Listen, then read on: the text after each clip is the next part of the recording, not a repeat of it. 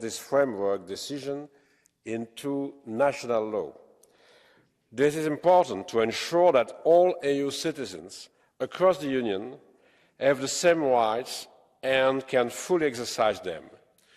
The Commission launched 13 infringement procedures relating to gaps in transposition, and since October 2020, 10 Member States have taken action to change their legislation. Yet, the criminalisation of hate speech across the European Union remains fragmented, and the framework decision only covers racist and xenophobic grounds. In December 2021, the Commission adopted a proposal for a Council decision to include hate speech and hate crime in the list of EU crimes in Article 83 of the Treaty on the Functioning of the European Union. If the decision is adopted, the Commission would be able to propose a common approach to the criminalisation of hate speech and hate crime, ensuring a consistent protection of all victims of such acts across the European Union. While the Council has not yet reached the needed unanimity, the recent resurgence of hate speech and hate crime underlines the imperative for rapid adoption of this Council decision. We welcome the strong support and the commitment of the European Parliament for this initiative. We notably welcome the adoption of your report on this file. I would like to thank in particular the Libe Committee and their rapporteur, Maite Pagazaurtundua, for their commitment. Our recent joint communication also focuses on the need to respond to the threats of hate speech online. Since 2016, we have a code of conduct in place which aims to keep platforms accountable for curbing hate speech on their services. This code has been a success. According to the data we collect in our yearly monitoring exercise, content moderation has significantly improved, although a slight slowdown has been noted recently. But the digital landscape has evolved in the last years, in particular after the entry into force of the Digital Services Act in November 2022. The DSA requires all online platforms to have in place notice and action systems to allow for user reports on illegal content, including hate speech. Codes of conduct will continue to be an important tool under the DSA, in particular as part of the platform's response to systemic risks. This is why we are advancing fast towards the adoption of a revised code of conduct. The main objective of the revision is to improve its preventive capability and help anticipate rising threats of hate speech before they go viral. I'm confident that the negotiations will be concluded soon and that the new code will also be granted the status of a DSA code of conduct.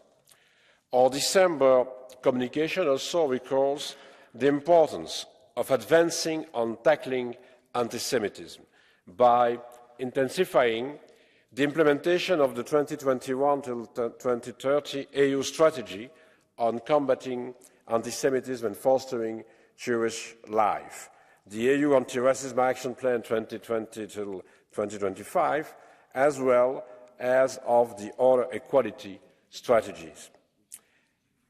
After the attack by Hamas against Israel of the 7th of October and the war that ensued, anti-Semitic incidents have spiked both online and offline. Today, many European Jews are again living in fear, and some even feel obliged to hide their identity. At the same time, we have seen some increase in anti-Muslim hatred, and indeed, a general rise in hate speech, notably online. Combating racism and discrimination, countering negative stereotypes, and ensuring equality in societies through positive action continues to be central. We are stepping up our efforts to fight hatred in all its forms by reinforcing action across a variety of policies, including security, digital education, culture and sport. Finally, the joint communication provides that the Commission's coordinators on combating anti-Semitism, anti-Muslim hatred and on combating racism will be upgraded to envoys with a view to maximising the potential of EU policies to combat hatred. So I thank you for your commitment to fight with us against all those forms of hate speech and hate crime, and I will be pleased to listen to your remarks and your proposal during this debate. Thank you. Thank you very much, Commissioner. And now it's a pleasure to give the floor to the Chair of the Committee on Women's Rights and Gender Equality, Robert Biedron. The floor, please. Dear President, dear Commissioner, dear colleagues, hate speech and hate crimes are our shared European problems. It is clear that with internet and social media, hate does not stop at any borders. It becomes widespread. It becomes our European problem. This is why we call again on the Council to take the decision to add hate speech and hate crimes to the list of Eurocrimes. I'm disappointed that this seat today is empty. What is more, we need to ensure that sexist and gender-based hate speech will be explicitly defined in the legislation that will follow.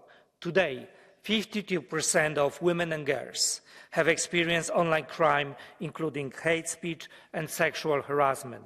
Women and minorities are targeted in the real world and online by individuals and as well as by well-organized far-right and anti-gender movements who work to undermine our European values. Tolerance and respect for one and another are principles that all member states share with each other, and therefore tackling hate crimes should be our shared common responsibility. Thank you very much. Thank you very much. And now for the EPP, Magdalena Adamowicz, please. Panie Komisarzu. Commissioner, Chair, Auschwitz did not drop out of the blue sky. Holocaust did not start with gas chambers. Genocide did not start out of the blue. It did not start with machetes. Children's suicide does not start with bridges or ropes. The murder of my husband, the president of Gdańsk, did not start with a knife. The evil starts with the word. Tragedies of individual persons and the greatest crime against humanity, they all start from dehumanization and calling to hate, instigation to hate. When will we finally understand that it is words that kill, and that the words that kill do not fall under the freedom of speech? We must not treat as freedom of speech things that kill. When will we finally understand that call to hate kills also democracy, and that the hate speech is the favorite tool of anti-democrats in each and every member state? It is a tool for those also who want to threaten our democracy from outside. Russia has built a huge machinery to do that, to kill the European values. Putin is ruining our European house, using weapons, rockets. But we have long allowed him to do that by hate speech. Right now we need to spend huge amounts of money in order to guard ourselves against his rockets. But we still cannot effectively guard ourselves and protect ourselves against his troll farms. These words that call for hate and call for murder are a tool for murder, and they should be treated as such. And this is why I appeal to the member states to unblock the negotiations in the Council. We need to include in such crime, hate crime and hate speech. We need to put them on the list of crime that is regulated in the treaties. And now for the S&D Group, Vice President Katharina Pali. Vielen Dank, Frau Präsidentin, sehr geehrter Herr Kommissar. Thank you very much, President Commissioner. Hate crime is terrible for the victim, but is also a threat for all peaceful societies. Right now in Germany, we're experiencing the AfD neo-Nazi deportation order that has been issued by them for individuals who are not German, that these individuals be deported. In Italy, we have neo-fascists, which are resuscitating the fascist ideology of the 1930s. Survivors from the Holocaust said just a couple of months ago, things started this way then as well. So critics and those that think differently and those who would have liked to think differently, those who all fear, they are afraid now, indeed, to express themselves. So we have to protect all individuals which are out on the streets fighting for human rights, for democracy. We have to protect women as well, women which have fallen victim online. We must protect Jews, men and women, from the unfortunately increasing anti-Semitism, Muslims from Islamophobia. We have to protect those who have fallen victim to transphobia as well. Individuals with disabilities as well have to be protected.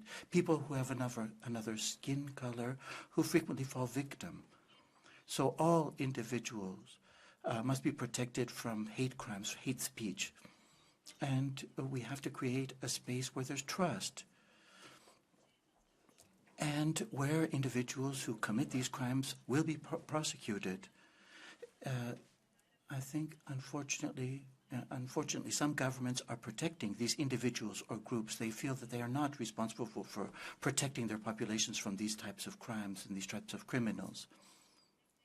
Thus, I think it's important for us to have a European system of protection against hate crimes.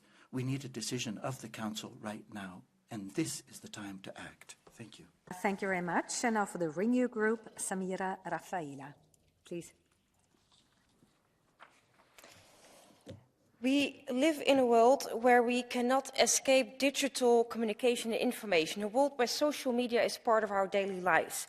And this is where things get complicated. The spread of hate on the internet is a threat that is ever so real and is directly connected to hate speech and hate crime in the physical world.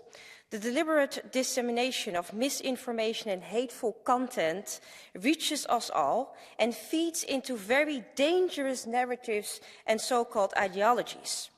Fellow politicians, especially women, but also women of color, are afraid to run for a public office because the public scrutiny is becoming unbearable.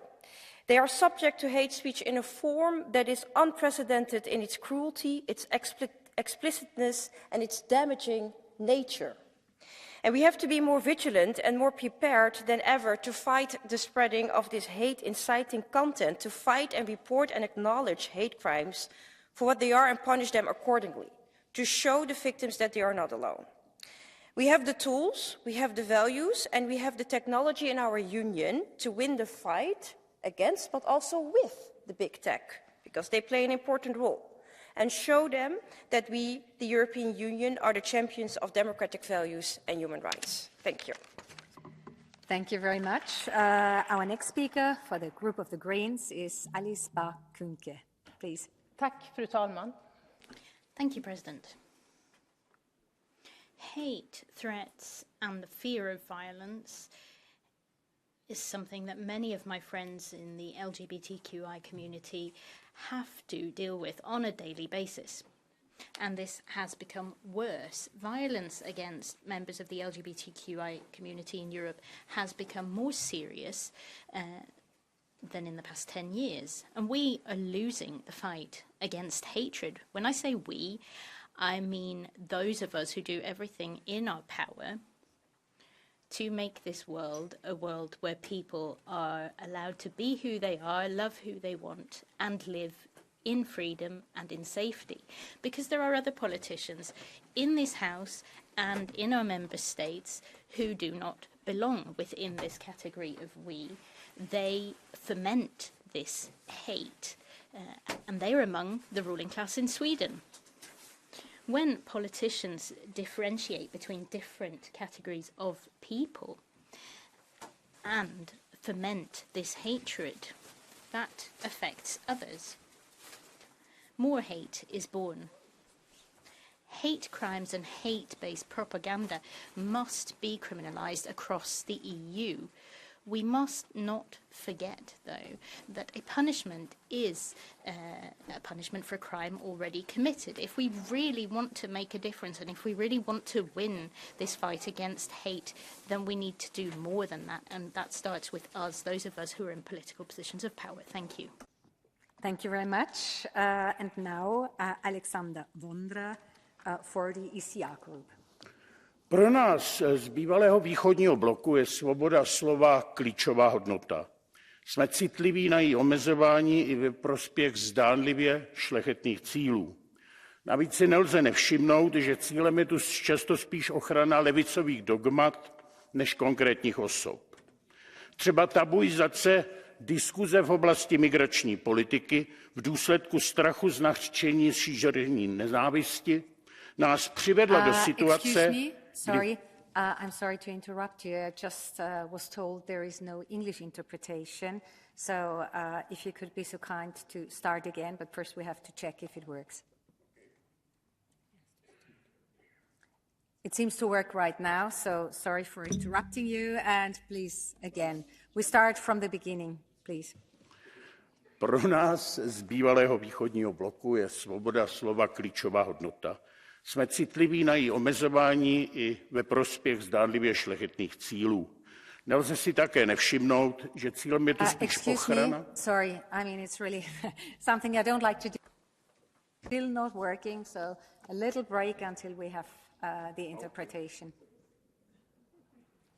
So German is working perfectly. I could invite everybody to choose this beautiful language, but I think we also have to make sure if English is guaranteed. Normally I would speak in English. I want to say this in Czech. They have to give us a sign. Yeah, so.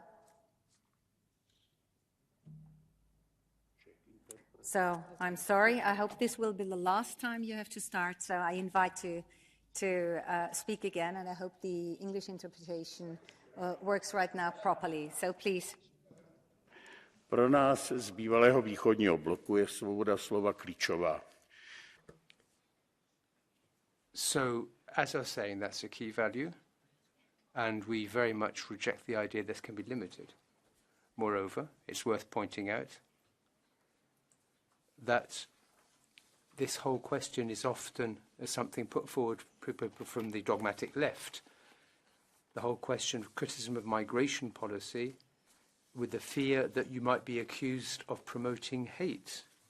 This means we find ourselves in a terrible situation where in European capitals there are hundreds of thousands of people demonstrating with terrorist flags talking about massacres targeted at Jews.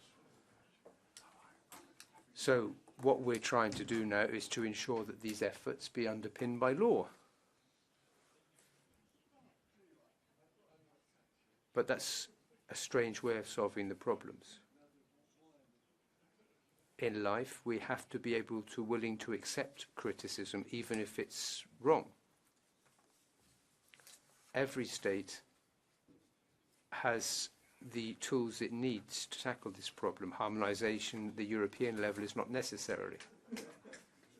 I myself come from an atheist country in Europe, but I would not find it acceptable that politicians be hauled before courts because they promote religion, for example. Daniel, please. Votre combat acharné. Your struggle against hate speech, in actual fact, is a different struggle in disguise. You're seeking to protect an ultra-minority ideology, trying to remove any kind of debate, any kind of public discussion. I mean, if I were to say, for instance, I don't want minors to receive hormonal treatment or other medical treatment, that's not hate speech against transgender persons. It is a declaration of love for children. If I fight against excessive migration into my country, our continent, if I speak about the consequences of your awful migration pact, I'm not moved by hatred, I'm moved by love for my country, love for our continent. I don't think you're really in a democratic discussion anymore. You're sort of in the sphere of theocracy. You don't want political debate. You want some kind of inquisition. You're not on the side of reason. You're on a quasi-religious discourse here, and you are actually moving us into dark times, renewed dark times. So please, let's open up the debate. Let's not stifle free debate. Thank you. Claire Daly is our next speaker for the Left Group.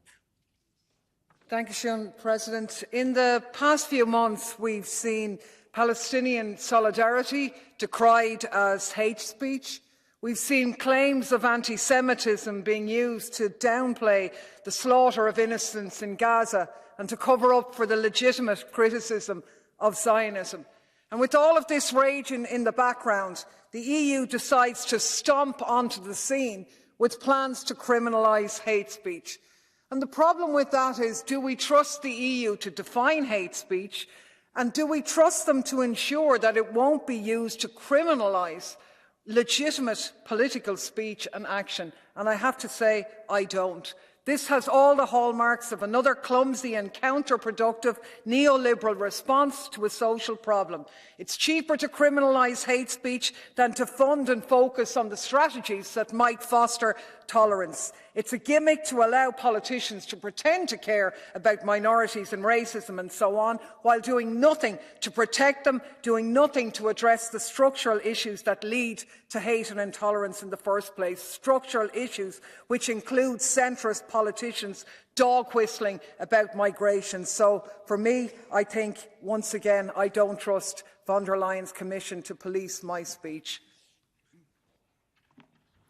Our next speaker is Clara Ponsati-Obiols. Please. Thank you, President. Any hate speech legislation risks criminalizing those minorities or dissidents that it seeks to protect. And so it risks becoming a tool to protect the dominant groups of society.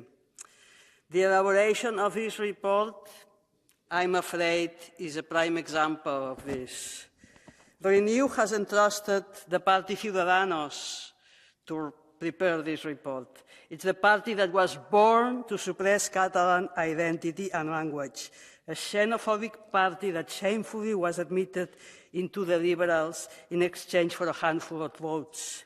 They specialize in dehumanizing opponents, including me and my colleagues. They specialize in lawfare.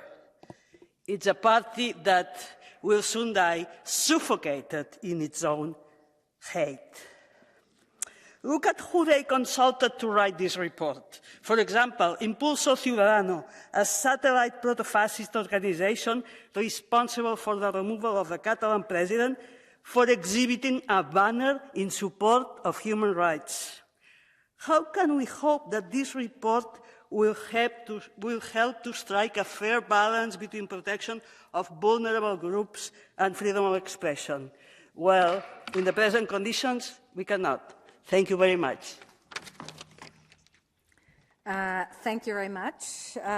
Before I give the floor to Lukas Mandl, I would really kindly like to invite all speakers in this debate to be disciplined concerning the time. We have a very long list of speakers, and I just let a little bit longer speak those representing the political parties. So please be disciplined and stick to the time. Sorry, you're the first one to whom to apply, but you have the floor, Mr. Mandl. Vielen herzlichen Dank, Frau Präsidentin. Thank you very much, Madam President, Commissioner, colleagues. Ernst Wolfgang Bottenförder, you said that the modern state lives from principles it can't achieve, and what people, ordinary people, live from is to be able to speak freely. And if we have hate speech in our society, people are afraid of saying freely what they think, and defending this freedom of thought means acting against hate speech. It's poison in our societies from politics, but people who don't think they're political but who are active on social media and bring the poison into our societies. This week I had a guest, Daniel Landau, in the European Parliament. He was behind the Yes We Care campaign, representing citizens who want to deal with each other respectfully, and we defend them when we act against hate speech and this poison in our society. Our next speaker is Helene Fritzon. Please, Helene. Thank you very much, Madam President. My girlfriend was punched in the face. I myself was kicked down to the ground, and then the people who did this run away just as quickly. I'm quoting here a young woman, together with her girlfriend. They were exposed to hate crime in Sweden. These are serious crimes, and they have devastating consequences for the individuals concerned, for society as a whole, and for democracy across the board. In Europe, we have strong extremist forces which are using precisely this, hatred, threats, in order to silence others and in order to dismantle democracy. We've seen this on the internet, we see it on our streets, on our squares, and we see it in this House. Hate and hate propaganda is something we must fight against, and that is why I welcome this fight against these divisive forces. And under all circumstances, we should stand up for human rights, democracy and coexistence. Thank you. And I give the floor to Katalin Zee.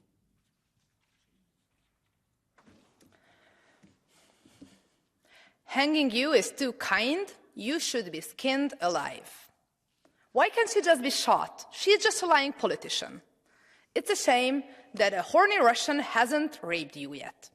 So, colleagues, these are actual comments from my social media, and I'm quite sure that all of my female colleagues, no matter if they sit on the left side or the right side of this parliament or in the center, you are familiar with statements like this. I am not here to complain. I have to say that. I am in a privileged position. I have chosen a career in the public eye. I have the resources to seek help and a platform to speak out. But I think about all the women who do not, those who suffer in silence, those who endure hatred, violence and harassment, often in their home without support or a voice. And when certain member states, such as Hungary, block progress on hate crime legislation, these are the women they are failing, because there is a war on women by these leaders. These are the leaders who claim that the fight against gender-based violence is liberal hysteria. They claim that the Istanbul Convention is against their values, as if violence could ever be a value. So I demand the Belgian presidency to take action. They have to protect the women. EU rules on the safety of women and all citizens should not include opt-out. This is not optional. We need binding rules, not just empty words, right now. Thank you very much. Thank you very much. I will give the floor to Kim van Sparrentak, please.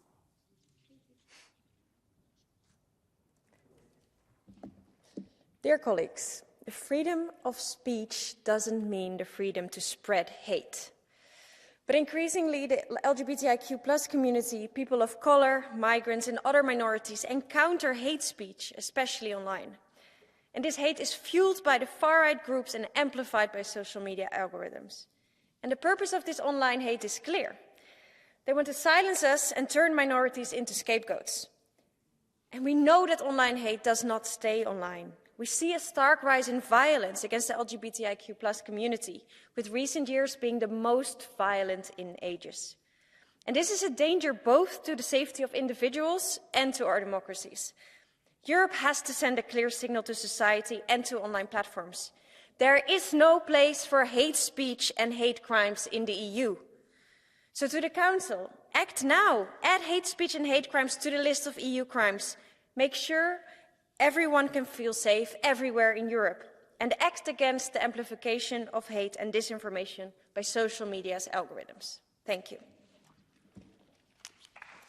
Thank you very much. Our next speaker on the list is Patryk Jaki. Dziękuję Pani Przewodnicząca, Panie Komisarzu. Thank you, Madam President, Commissioner. Given this draft to fight hate, you say that if the LGBT people or if a migrant has committed a crime, he can be locked up. It's about fighting religious freedom too, expressing your religion, and say that there are two biological genders. That would also be a crime. And you dressing that up in nice words. You know what repressive tolerance means. This is a tolerance against from the right, from the left. It's terrorizing. It's not a freedom. You don't tolerate freedom. We can't accept this proposal. From Madam Abramovich. Madam Adamovich, please.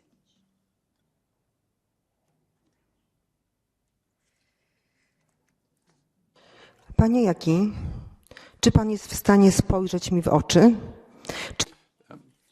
Can you tell me straight in the eyes? Can you look my daughter in the eyes? Can you talk about hate of all we've had to go through, all these words and these hate words relayed by public television? Could you say something on that question, please, sir? Pani poseł, oczywiście bardzo mi jest przykro z powodu tego. Madam, of course, I regret fully what your husband has gone through and your family have gone through, but you see that the public media, the situation has been reversed. It's the media who diffuse hate against us. It's your supporters who want to assassinate my family and are locking up their opponents today. The question today is this. Do you think that the hate against you is bad, but against us, hate can be propagated? I don't think that the hate can't limit freedom of expression. Everybody really to respect exactly what we are debating right now, not to use too harsh words. Silvia Sardone is our next speaker.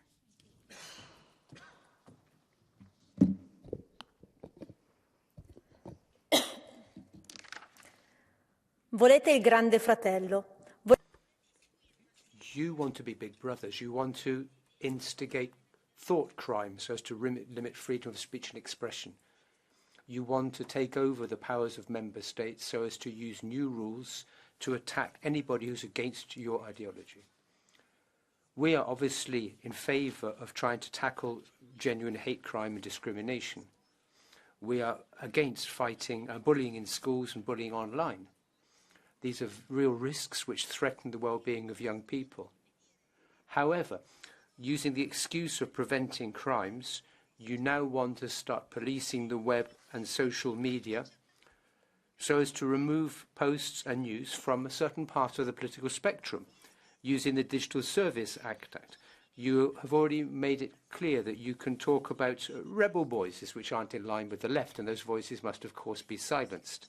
You want to promote a model where the ideas and thoughts of our people can be silenced by simply labelling them fake news. I would like to know what types of speech really would be characterised as hate. What are the areas where you can say things which aren't part of the general convention, the mainstream?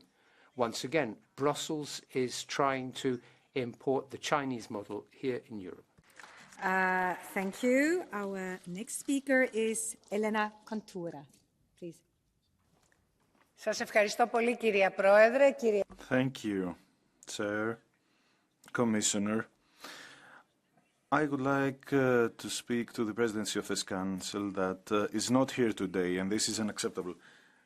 During these past few years, we have seen hate speech increase at a worrying degree in the EU and the Internet. And we're talking about vulnerable groups, persons with disabilities, and LGBTI persons. We have asked from the European Parliament a lot of times from the Council to extend the list of EU crimes so as to include hate speech and hate crimes.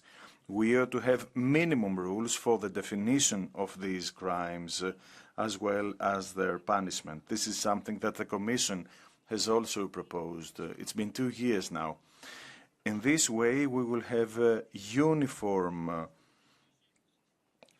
actions against these crimes. So we would like to call the Council to move forward immediately. Thank you very much.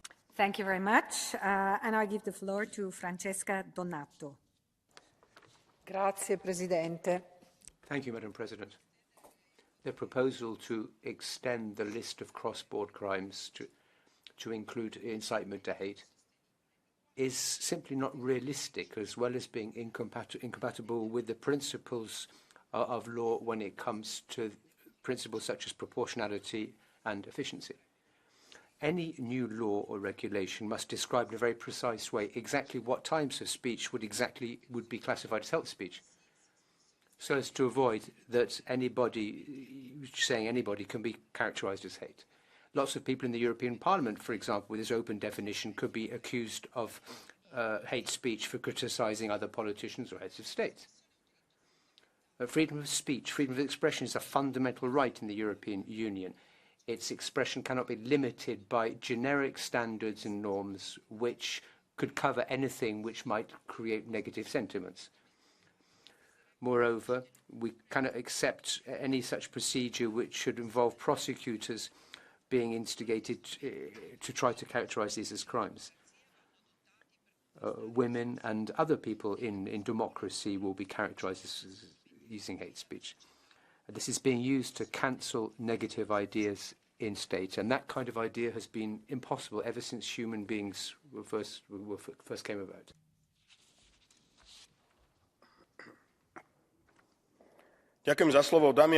Thank you very much for the floor, dear ladies and gentlemen. As a member of the Roma community, I have been the target of hate for a long time, so I know what I'm talking about. And while the number of hate speech and hate crimes has been increasing in recent years, the fight against these crimes is stagnating.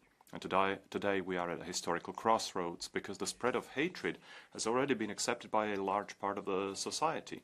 Today, fascists and extremists who spread hatred are in democratic parliaments of several countries, including Slovakia.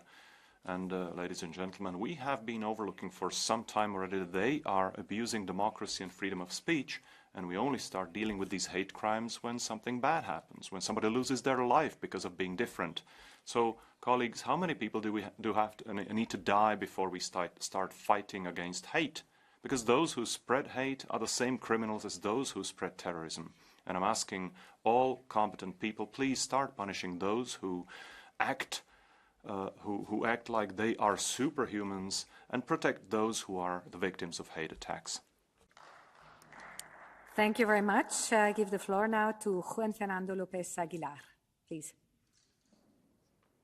Thank you very much, Madam President.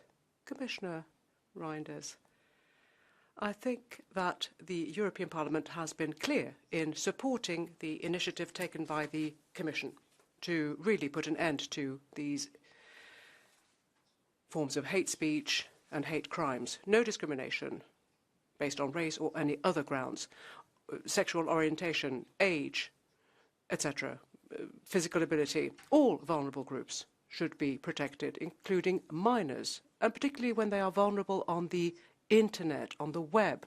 It's a clear principle I mean, freedom of expression, absolutely, but not if it is a form of violence and slander.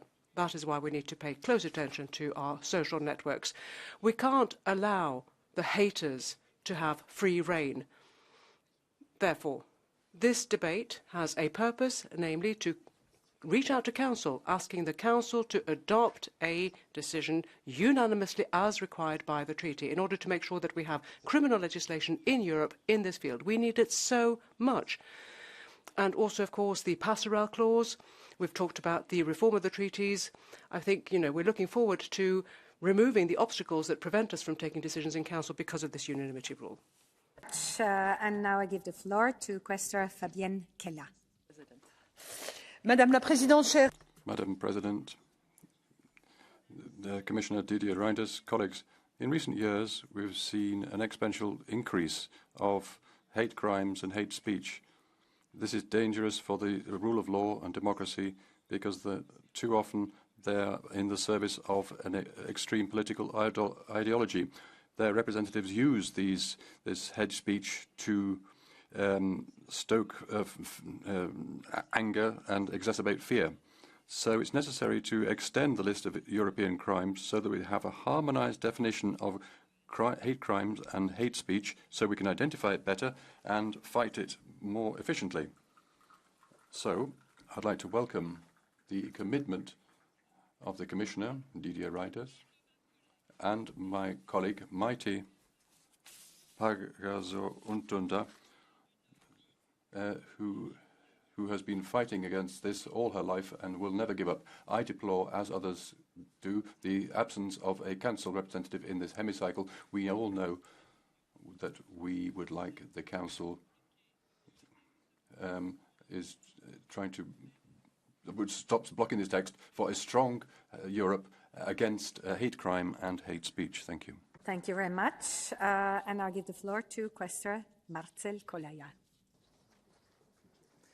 Thank you, Madam President, dear Commissioner, absent Council, dear colleagues. Roughly 2 years ago, the Commission proposed the inclusion of hate speech and hate crime in the list of Eurocrimes, a necessary move to establish ground rules for criminal offences and sanctions that would apply across Europe. You think that's an easy one, right? But no. The Member States decided to impede on this matter and be absent from this debate. It's painfully obvious that for some governments, protecting their citizens from the rising tide of hate crimes is about as important as yesterday's news. Well, scratch that. It's not even on their radar. It's time to ditch the delays, drop the ideological fights, and focus on what matters: combating hate and protecting victims. This is a call to action. This is what is expected from you. Thank you. Thank you very much. Teuvo Hakkarainen, the floor is yours.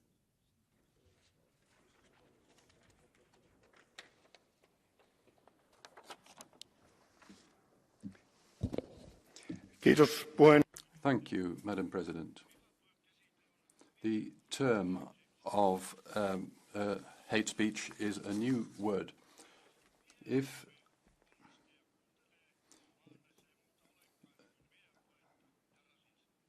you might think that there's nothing but racism. You're taking the model from the Soviet Union.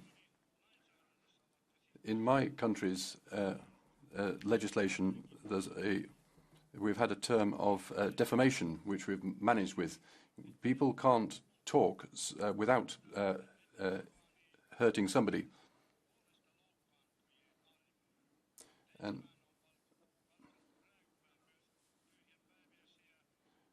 there are also an army of civil servants who do very little.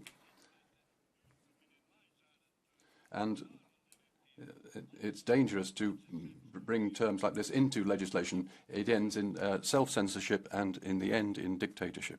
Our next speaker is Philippe de Man, please. Collega's, vandaag het zoveelste debat over... Colleagues, this is the first debate we've had on so-called hate speech which have to be tackled on internet. Why is it the traditional parties are so stubborn about such issues? They are clearly losing control over public opinion. People can read and say whatever they want on internet. This is something which the regime can't accept. The regime wants the people to read only those things that the regime authorizes. Anything else should be banned. That seems to be the opinion of most people in this House. Anybody who is opposed to mass immigration is a racist. Anybody who opposes the madness around gender, or somebody who makes a joke about a fat person or a thin person or a transgender person or a black person or a Jew, those people are guilty of crimes. Whereas when it comes to stupid jokes about old white men, that's absolutely fine. Speaker on the list is Nyazi Kisiljurek.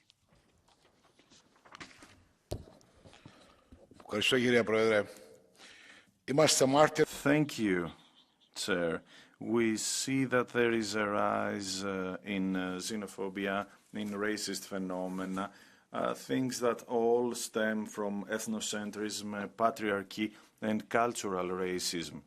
Xenophobia, hate, and in general hate against otherness is an element of this new far right, and we need to condemn it. In my country, in Cyprus, lately we have seen 2 pogroms against immigrants. A few days ago, KISA, an NGO that works for immigrant rights, was firebombed. We need to make things clear concerning hate speech. We need to fight these phenomena, and this has to be the first priority of the European Union. We need to hurry with legal measures and criteria in order to define hate crimes that will be the same in all member states. Thank you very much. And now I give the floor to Carlos Coelho, please. Muito obrigado, Sr. Presidente, Sr. Comissário, caros colegas. Thank you very much, Madam President. Commissioner, dear colleagues, hate speech, hate crime, they are an attack on human dignity. In a Europe of the 21st century, it has no place. This type of discourse is on the ascent, fueled by populism and also by social networks. There can be no grey areas, there can be no hesitation when we speak of human rights. Homophobia kills. Intolerance based on hatred kills.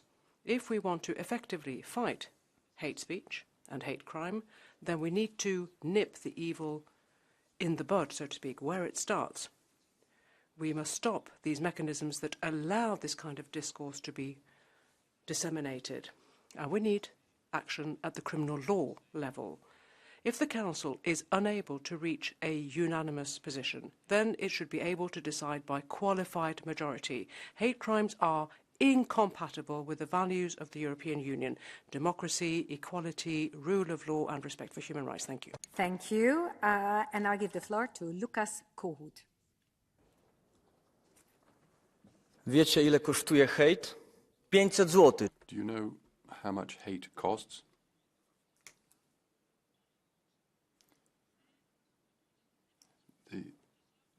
A price has been asked for by the PiS party. The freedom of expression is not the right to hate. The independence of the medium is not a carte blanche. In Poland, we've had a very painful experience.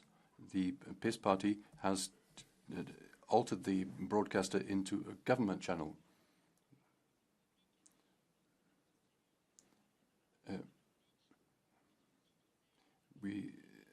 We need to look at the way in which the Pegasus documents have been used. You in the PiS document are responsible for this. And the Minister deserves respect. He's trying to tidy the whole thing up and put order in public broadcasting. I hope that the list of crimes will be extended to hate crime and hate speech. There's no place for hate speech. Goes to Beata Kempa.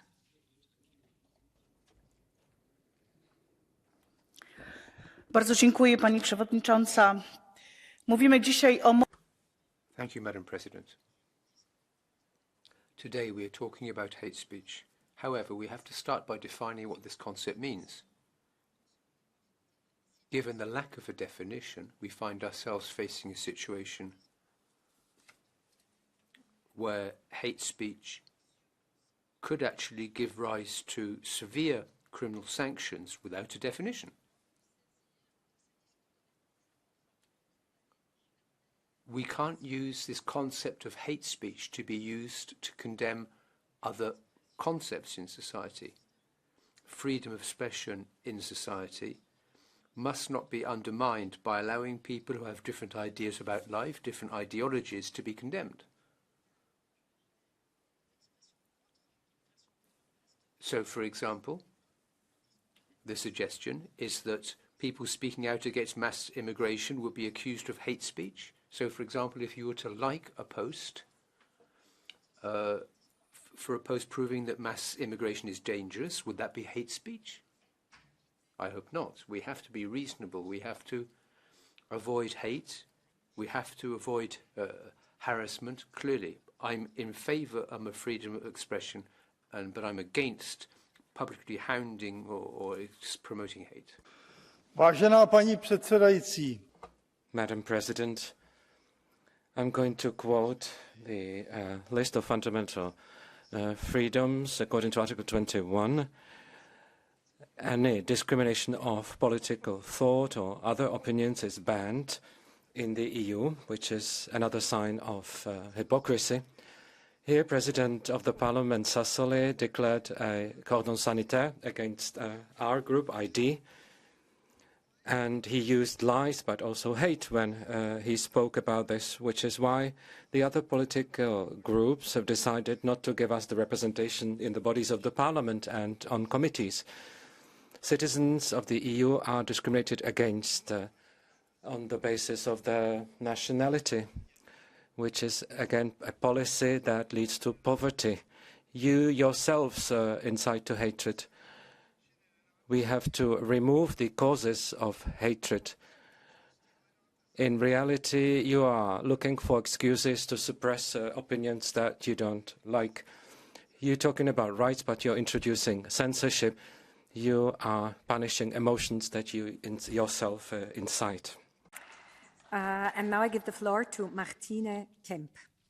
Bitte.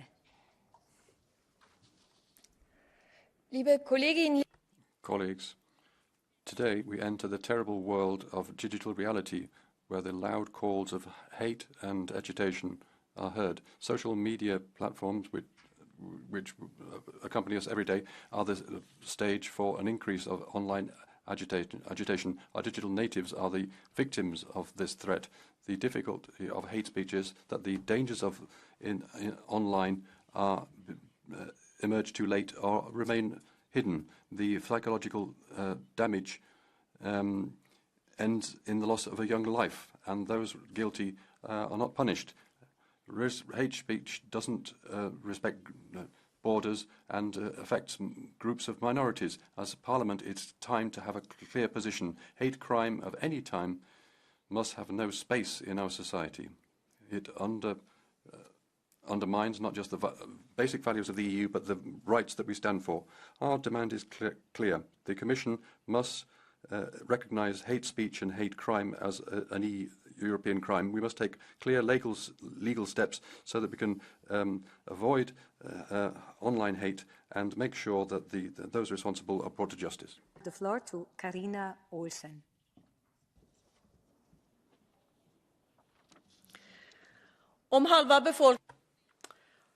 If half the population don't express their opinion on social media because they're scared of being attacked, being hated, what does that mean for our democratic societies if nobody, or many, don't feel that they can participate? Women decide to remain silent, young women don't go into politics, women's rights activists are facing death threats. The hatred against women is organised by nationalists, by extremists, and when women call out this problem, they're told that they should take a break from the internet, That's the same kind of advice that's given to women if their attire is not correct. They should avoid dressing in this way in order to not encourage this type of attack. We as politicians have a responsibility to bear when it comes to legislating, but also when it comes to setting aside resources to counter hatred, and we ourselves need to contribute to a healthy debating climate, not one marked by hatred. Thank you very much. Our next speaker is Andrei Slavakov.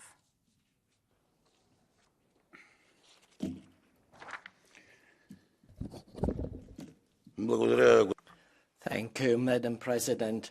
This is an attempt to incriminate personal opinion of people who do not actually agree with the Bolshevik ideology of the powerful. Certain identities are protected here, and each criticism of them is viewed as hatred and fascism, because it's easier to jail our opponents. Why do we talk about hate speech only when it targets minorities, gay people, and so on? Or else there is no hate of heterosexual people or Christians. This issue does not concern 90% of the European citizens. They, me included, care about honesty, integrity, compassion and sympathy. Political affiliation, sexual orientation, ethnic origin are private matters. This claim has not been put forward by citizens, but by politicians. The European community needs justice and fairness, not perks for minorities. Thank you very much indeed. Next speaker is Georg Mayer. Bitte. Ja, danke schön, Frau Präsidentin. Thank you, Madam President. The majority of the examples which we've heard cited as covering hate speech today are actually covering something else. The vast majority of penal codes in Europe actually cover all of these acts, and they are currently subject to fines, to sanctions. This is a highly sensitive and controversial issue we're talking about. I simply don't believe you when people say that this legislation would not be used to silence or muzzle those who express opinions you don't like. So let's take the example of Hungary. Somebody from Hungary who is not popular with the groups of the left here and supported by the EPP, a Muslim. Our colleague Bali from the S&D said this very clearly beforehand. She referred specifically to the AfD, condemning them. I hope what she said, Madam President, will be examined very carefully in the minutes to see whether that damages the dignity of this House. I would prefer to see the European Parliament devoting more energy to efforts to elucidate the corruption scandals which S&D governments have been involved in. Our next speaker is Sunčana Glavak, please. Thank you, Madam President, dear colleagues. In the rising globalization, we definitely need to strengthen legal frameworks. Prosecution is needed given that there is a rise of intolerance. I would like to say a few words about online hate speech, and this is very often an introduction to violence. Such channels are fertile ground and have a strong multiplying effect. Just remember Nicole Fox. We spoke about her case in the European Parliament. Peer violence and exposure to violence is a problem. A study has shown that almost 50% of children have been exposed to violence online. This is not an issue on restricting the freedom of speech. This is the right for all citizens to live in freedom, and we should. I think we should make a difference here. Our next speaker is Cyrus Engera, please. Pufta, dyke, faggot, monster. It all starts with one word, but it sadly ends with a knife, a fist, and in certain cases, a gun. This report should be a wake-up call for ministers to finally make hate speech and hate crime a European Union crime. Ministers were very quickly some months ago to add some other crimes in this list, but why not these? You see, the Commission is ready, the European Parliament is ready, civil society is ready, our citizens are ready, but the Council is the only missing one, always missing when there is a need to deliver protection of basic human rights. And even in this debate, where is the Council? The Presidency is not here, and not even one representative of one member state in this chamber on this very important topic, which they have blocked for a number of months and years now. Can ministers continue to turn a blind eye on the rise of hate speech all around Europe, targeting in particular women, the LGBTIQ community, refugees, migrants, and opposing one community against another? This is unacceptable. Radicalization of far-right and conservative narratives, especially anonymously online, must be stopped by all means. Thank you. Thank you. I give the floor to Gilles Le Breton, please. Chers collègues, the Commission and the majority in the Parliament proposing including hate speech in the list of European crimes under Article 83 and the treaties. I'm against this for two reasons. First of all, the notion of hate speech is so vague and subjective that it opens the gate to censure and political persecution. The report cites xenophobic speech, and what they're proposing is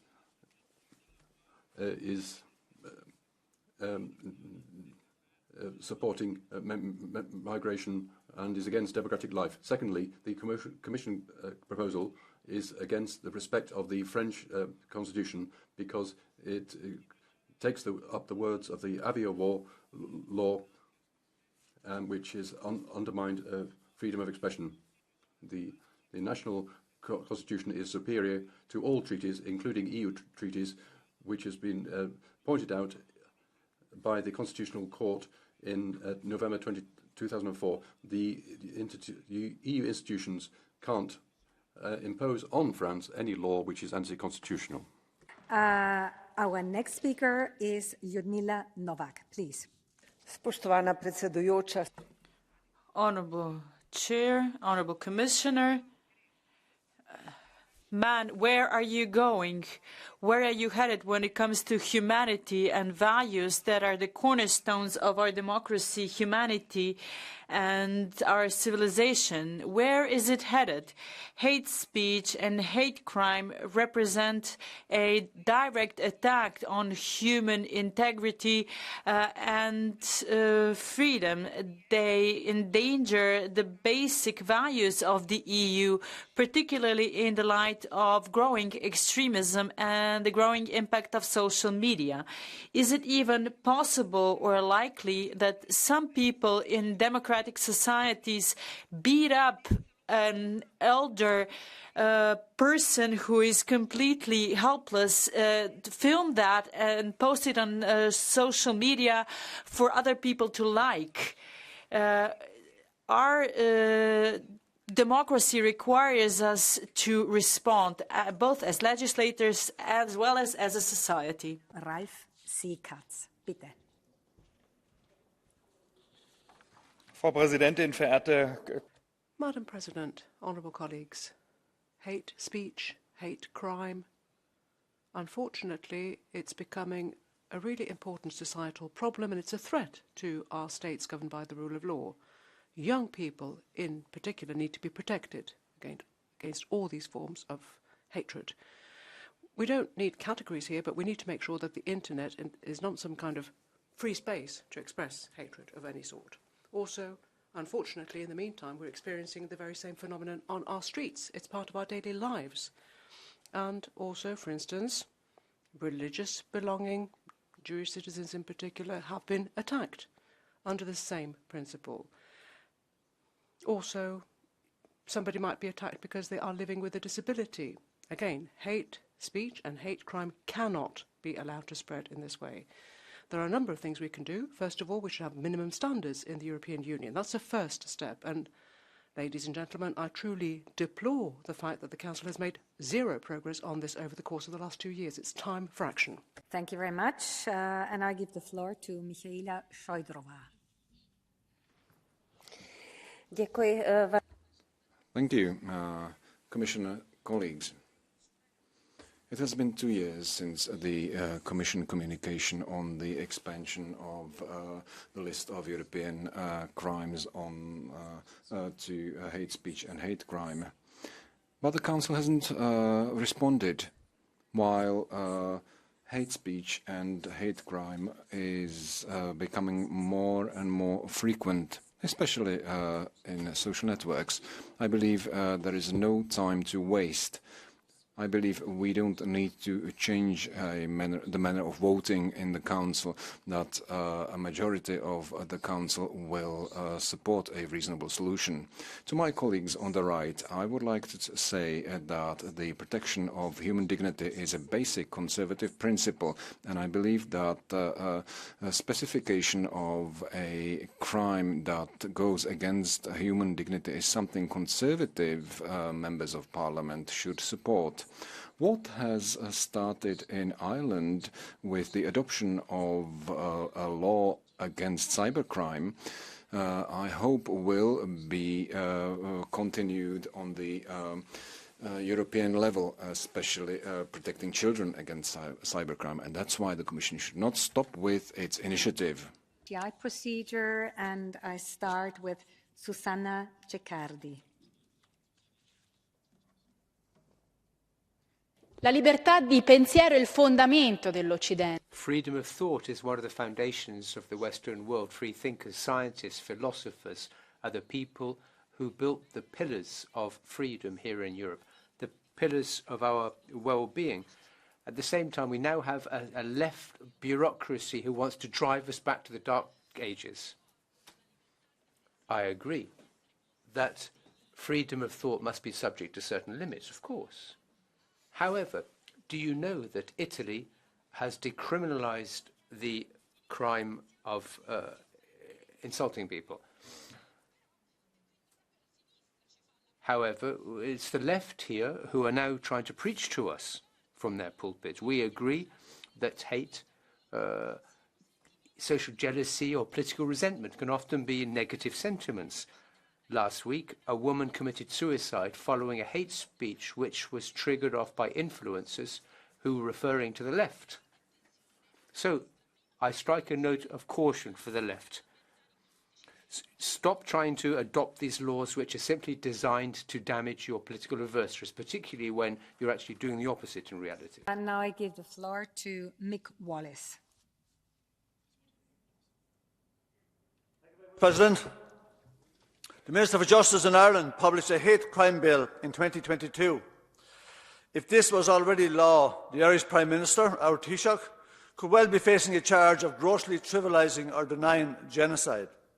In relation to South Africa's case against Israel, the Irish leader said genocide is defined as the deliberate attempt to destroy an entire nation or entire race, or to do so in large part. At no point does the Genocide Convention use the phrase in large part. The Convention says in whole or in part. In large part suggests it is necessary to intend to destroy a sizable majority of a group for the threshold of genocide to be reached. The Taoiseach also asked if the Hamas attack on October 7th was not also a genocide. He questioned the indisputable fact that Israel is committing genocide, while offering as an alternative an utterly bizarre example for which there is no case before any international court. The Irish leader has undermined the scope of the Genocide Convention and trivialised Irish-Israeli genocide. He does not speak for the people of Ireland. With these words, our speakers list is closed, and I invite the Commissioner to hold his final speech, please. Merci, Madame la Présidente, Mesdames et Messieurs les... Thank you, Madam President. Honourable members, the frightening increase in hate speech online in recent months and weeks has, as many speakers have said, calls for a decisive response Obviously, freedom of thought must be encouraged. Respect and tolerance are founding values of the European Union.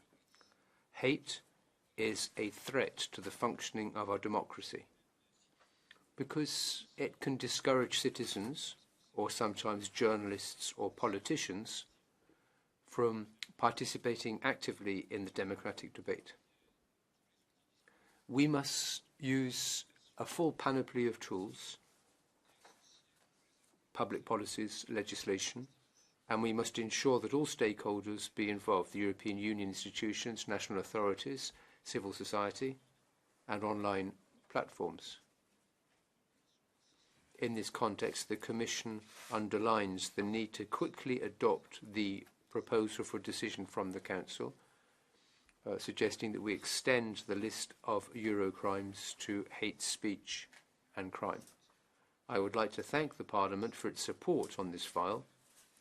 I would like to thank you for all the points which have been raised in today's debate. Thank you. Thank you very much, Commissioner, and the rapporteur, Maite Pagazaurtundúa.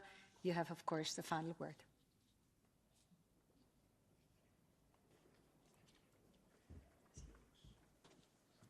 Muchísimas gracias. Thank you so much, Madam President, and thank you, Commissioner, as well. Thank you for your words. All that remains for me to do is to thank my colleagues for their contributions to this debate, the great majority of you who took part in this debate. I think that it's shown that the broad majority of this House is clear on this. We are political operators, political agents, and we carry enormous responsibility in terms of the ecosystem of public opinion. We really could set a good example or a bad example to the rest of our citizenship. You know, what it means to have pluralism, what it means to exercise freedom of conscience, of expression. So we need to be careful, be mindful of that. You know, think of what we do, what we say, because otherwise we could actually drift into this sphere of hatred and hostility. That said, I think most of you really have taken the floor to show that you want to collectively work against the most dangerous manifestations of this type of discourse that can actually lead to the very serious crime of hate speech. But I very much hope that tomorrow the Parliament, in its majority, will also view it that way.